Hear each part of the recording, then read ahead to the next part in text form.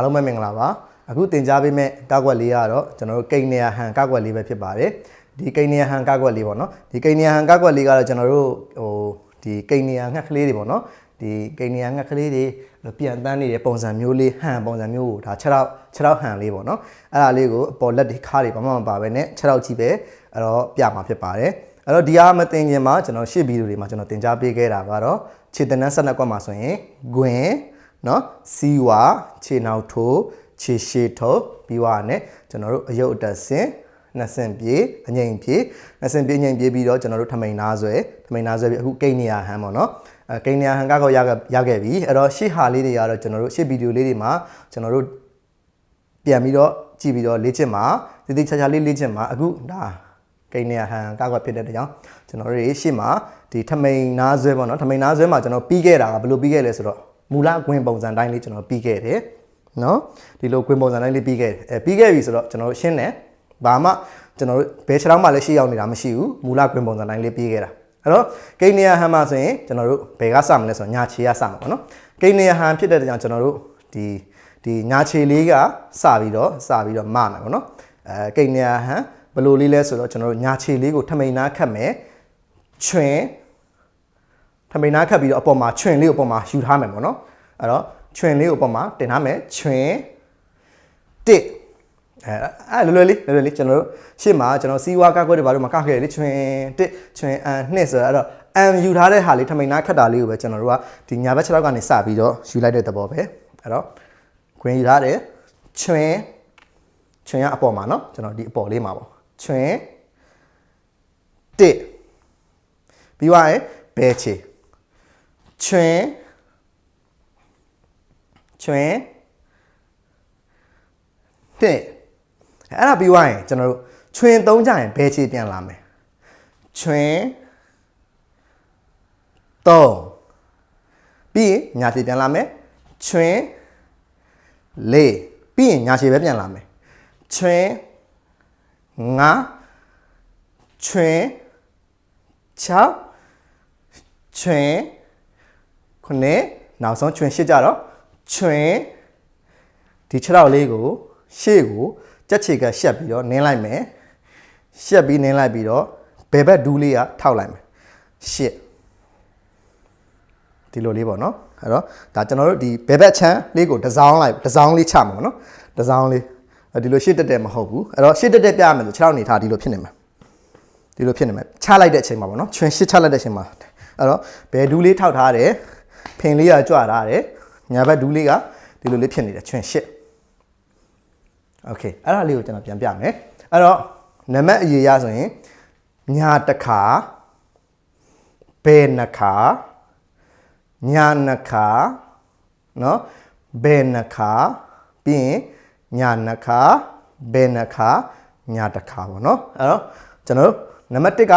ညာတစ်ခါဆိုတော့ညာတစ်ခါနံပါတ်1ပြီးဘယ်နှစ်ခါဆိုတော့3ခါဖြစ်သွားပြီเนาะပြီးရင်ညာနှစ်ခါဆိုတော့5ခါဖြစ်သွားပြီပြီးရင်ဘယ်နှစ်ခါဆိုတော့9ခါဖြစ်သွားပြီနောက်ဆုံးညာတစ်ခါဆိုတော့10ခါအဲ့တော့10ဝါတိတိပေါ့နော်အဲ့တော့ကျွန်တော်ဒီလေးပြန်ကပြမယ်စမယ်ချွင်တစ်ချွင်နှစ်ချွင်သုံးချွင်လေးချွင်ငါချွင်6ချွင်9ချွင်10နောက်ဆုံး8လေးသတိထားပြီးထိုင်ပါနော်အဲ့တော့ထိုင်ပြီးဖြစ်တဲ့ကြောင့်ကျွန်တော်6တော့ကိုကျွန်တော်အထိုင်ကောက်လေးလာတော့မှာပါအဲ့တော့ဒါလေးကိုသတိထားပါကိန်းနေရဟန်လေးကိုနော်အဲ့တော့ကျွန်တော်တစ်ခေါက်ပြန်ကားပြမယ်ကျွန်တော်တို့ဒီချွင်ယူပြီးွားလို့ဒီလိုတစ်လို့ပြန်ကြတဲ့ချိန်ကျရင်ကိုယ့်ရဲ့ခန္ဓာကိုယ်ကမူလဂွင်ပုံစံတိုင်းပဲဖြစ်အောင်စူးစမ်းပေးနော်ချွင်ယူပြီးွားရင်ဒီလိုစောင်းနေတာတို့ဒီလိုကုန်းကုန်းကြီးဖြစ်နေတာတို့ဒီမှာဒီလိုကုန်းကုန်းအဲ့လိုဖင်းကြီးနောက်ပြစ်ပြီးတော့အဲ့လိုကုန်းကုန်းကြီးဖြစ်နေတာတို့လုံးဝမဖြစ်အောင်စူးစမ်းပေးပါကျွန်တော်တို့မူလဂွင်ပုံစံတိုင်းရှိတဲ့လူကတစ်ဖြောင်းနဲ့တိုင်းလေးပဲအပေါ်ပိုင်းလေးကလုံးဝစောင်းတာပြူတာမလုပ်ဘဲနဲ့တစ်ဖြောင်းလေးထားပေးဖို့စူးစမ်းပေးပါနော်โอเคကျွန်တော်ပြန်ပြမယ်စမယ်ချွင်တစ်ချွင်နှစ်ချွင်သုံးချွင်လေးချွင်ငါချွင်6ချွင်9ချွင်10 Okay ကျွန်တော်နောက်တစ်ခါပြန်ပြီးကပြမယ်ကျွန်တော်တို့လိုက်ကကြည့်ပါနော်စာယူချွင်တစ်ချွင်နှစ်ချွင်သုံးချွင်လေးချွင်ငါးချွင်6ချွင်9ချွင်10ဟုတ်ပြီအဲ့ဒါဆိုရင်ကျွန်တော်ပါဇက်ဆိုင်လေးနဲ့ပါဇက်တီးလုံးလေးနဲ့ကျွန်တော်ကပြမယ်တိုးဘေရိုဘေတိုးဘေရိုဘေဘေဘေပတ်ဘေပတ်ဘေပတ်ချွင်တစ်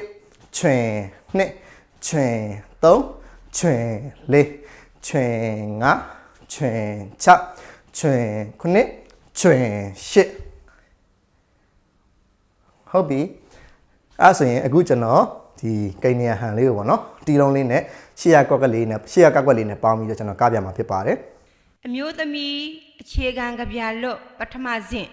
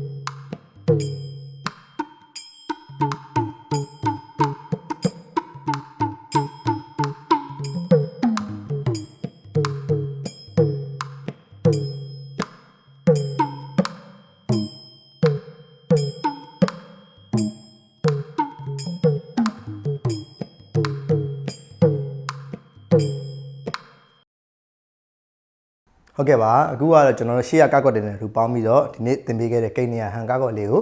တီးလုံးနဲ့တူတူကပြခဲ့တာဖြစ်ပါတယ်ဒီကိန်းနေရဟန်လေးကလည်းရှေ့ကျွန်တော်ခြေသင်္ကန်းကောက်ွက်လေးတွေကိုပိုင်နိုင်ထားမယ်ဆိုရင်ဒီကိန်းနေရဟန်ကောက်ွက်လေးကလည်းအရန်ခက်ခဲတဲ့ကောက်ွက်လေးတော့မဟုတ်ပါဘူးဒါပေမဲ့အသုံးများတဲ့ခြေထောက်ပုံစံလေးထဲမှာပါပါတယ်ဒါလေးကိုလည်းတည်တည်ချာချာလေ့ကျင့်မှာကိုယ့်အပိုင်ကောက်ွက်လေးဖြစ်အောင်ကြိုးစားပြီးတော့လေ့ကျင့်ပေးဖို့ကျွန်တော်တောင်းဆိုချင်ပါတယ်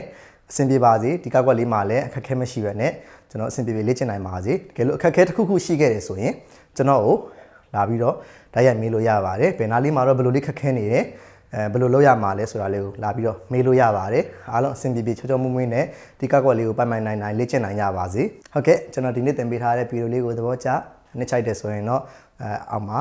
လက်မလေးထောင်ပေးခဲ့ပေးပါတကယ်လို့မရှင်းလင်းတာရှိရဆိုရင် comment လေးမှာမေးထားလို့ရပါတယ်ဘယ်လိုမျိုးလေးလောက်သွားတာလဲဆိုတာသိချင်တယ်အခက်ခဲရှိနေစီဝါလေးဘယ်လိုယူရတယ်ဆိုတာလေးသိချင်တယ်ဆိုရင် comment လေးမှာမေးထားလို့ရပါတယ်ကိုသိချင်တာလေးကိုမရှင်းလင်းတာလေးကိုမေးပေးထားပါเนาะပြီးတော့ကျွန်တော်ရဲ့ channel လေးကိုလည်း like subscribe ပြီး notification လေးကိုလည်းနှိပ်ပေးထားဖို့တောင်းဆိုချင်ပါတယ်ခင်ဗျာ